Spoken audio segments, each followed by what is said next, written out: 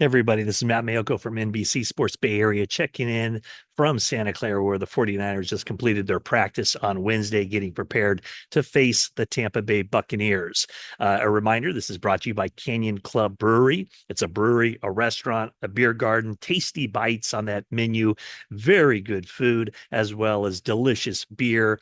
And it's all in the family-friendly atmosphere in Moraga, California, right down the street from where I live. Definitely one of my go-to spots. And coming soon to the Livery in Danville. It should be a great spot, a great location. And I'm sure if you go there, eventually you'll see me because it's, like I said, one of my go-to spots. And I can't wait to add Danville to my rotation. Okay, so here's the deal with the 49ers. The big one is Charvarius Ward. He's not with the team right now. The 49ers starting cornerback, had his breakout season in the NFL last year.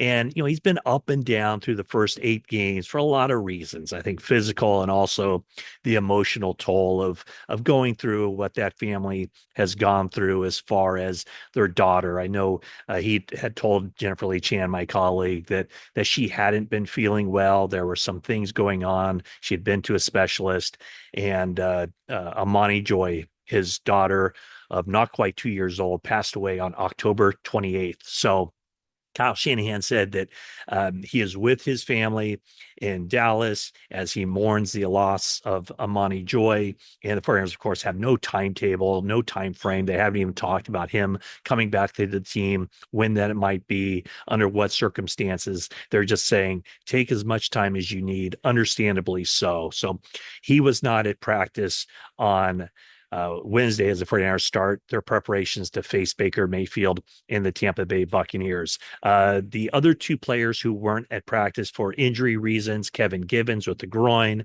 and wide receiver Chris Conley with the hamstring. Players who are limited, Christian McCaffrey, Jawan Jennings, Debo Samuel with the ribs and the oblique, the kicker, Jake Moody, offensive lineman John Feliciano, Yetur Gross-Matos, who was not elevated, but they opened his practice window. He's designated for return, and also punter Mitch Wishnowsky. So it kind of brings me to McCaffrey. What is his role going to be? Kyle Shanahan, I think he knows that Christian McCaffrey will be out there, because he was asked about, what is McCaffrey's status? What are you thinking with him? And he said basically publicly, he will be a game time decision. So I think, he'll stick to that, or he might say on Friday that McCaffrey will indeed play in this game. But I think you can take it to the bank. A healthy Christian McCaffrey will be out there on the field, no questions asked. As far as other things going on with the 49ers, we talked about Khalil Davis, the acquisition coming over from Houston. The 49ers have some decisions to make now with so many guys coming back off the injuries. And, what 48 players do they activate for games? For instance, let's just take McCaffrey. If McCaffrey is in uniform, which we expect him to be, will the 49ers keep 4 halfbacks active on game day, or do they move one of those guys down to the inactive list? So usually your fourth running back, or even your third running back, would be somebody who has a lot of special teams capabilities. And right now, Patrick Taylor is the 49ers best special teams player of those running backs. So, would they keep 4 running backs active for this game? And if they do, what does that mean? Does that mean Isaac Guerendo is not available for this game?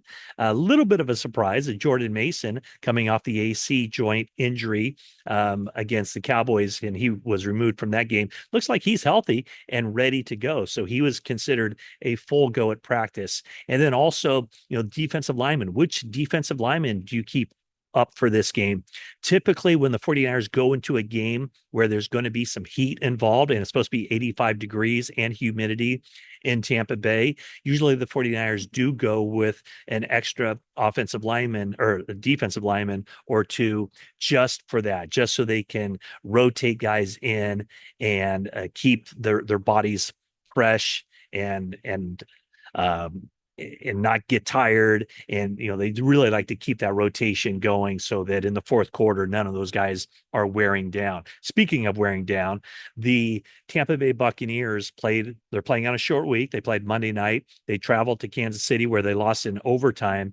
They had to defend 85 snaps in that game, and 10 of their defensive players played 50 snaps or more, including Vita Vea, their big run stuffing defensive tackle, one of the better players at his position in the league. He played 60 snaps in that game. So one of the things of this game that kind of interests me is just to see the evolution of certain quarterbacks. And when you look around the league, certain guys who maybe were high draft picks and they didn't start their careers off in great fashion, it's taken them a while. And I think back to when the 49ers selected Alex Smith, number one overall.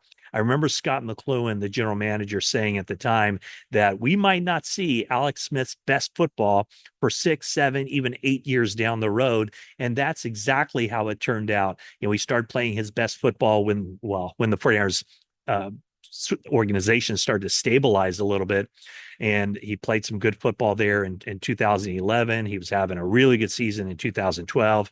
And then he sustains a concussion. Colin Kaepernick gets in, and he never got a starting job back with the 49ers. But then he goes on to Kansas City and has some Pro Bowl years there. But I'm just thinking about, a guy like Baker Mayfield, who was the number one overall pick, had a good season his third year in the NFL with the Browns, but then, regressed the next year. Things didn't work out in Cleveland, so they move on from him. He goes to Carolina. He struggles there. One of his better games was, I think, arriving in with the LA Rams on a Monday and starting on a Thursday. And he played very well in that kind of crazy environment of just being rushed into the action and learning the offense as they went. But now he's really playing good football in his seventh year in the NFL. And he is very clearly the Tampa Bay Buccaneers quarterback of now and quarterback of the future. 23 touchdown passes. He does have 9 interceptions in 9 games, but he's a guy along with, and I put Matthew Stafford in this category. I'd put Jared Goff in this category. I'd put Sam Darnold in this category of quarterbacks who go through some early issues and then they find their way. And it really kind of drives home to me just how impressive Brock Purdy has been in his short time. Brock Purdy is 24 years old, and right now he's going through a down year. And it's kind of funny to even say that because this is only his second full year in the NFL. But last year, with a 113 passer rating, averaging 9.6 yards per pass attempt. But right now, even his, quote unquote down year is better than a lot of those guys I mentioned, a lot better than their years very early on in their careers through 5, 6, 7, 8 years.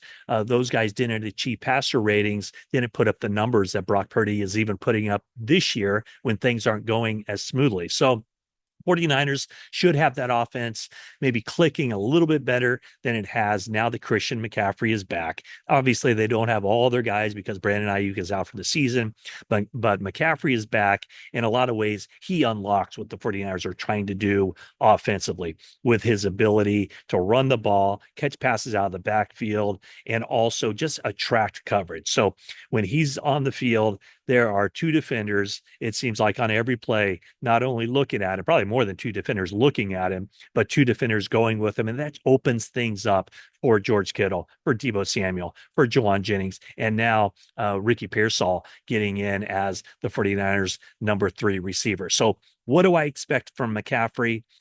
A lot of people would say, well, they got to save him because, they want him out there in the games that matter. And I would say to you that the games matter now.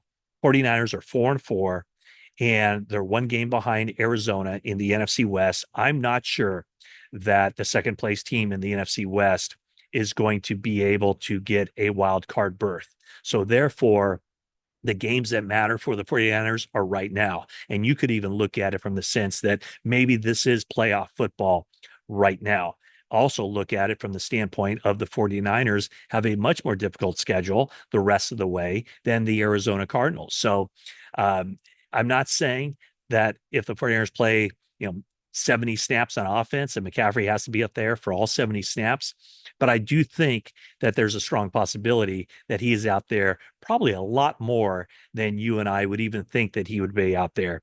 I think where his biggest attribute for the 49ers, where he can really help the team, though, third downs. So I would think that even if they're giving him a series off, then maybe on third downs, he gets out there because he can be a game changer on third downs without even touching the football. Okay, so that's it for now. 49ers had their first practice on Wednesday, getting prepared to face the Tampa Bay Buccaneers. Buccaneers are 4-5, coming off that overtime loss to Kansas City. So they're seeing their return hopes for a playoff kind of disappear, not disappear, but the Atlanta Falcons lead that division. This is a game that Tampa Bay really wants. It's a game the 49ers really want. So I see these teams pulling out all the stops in order to get this victory. 49ers coming off the bye, the Tampa Bay Buccaneers coming back off a short week. Hey, thanks for watching this video. Please subscribe if you haven't already. Turn on your notifications, like, comment, and that's it for now.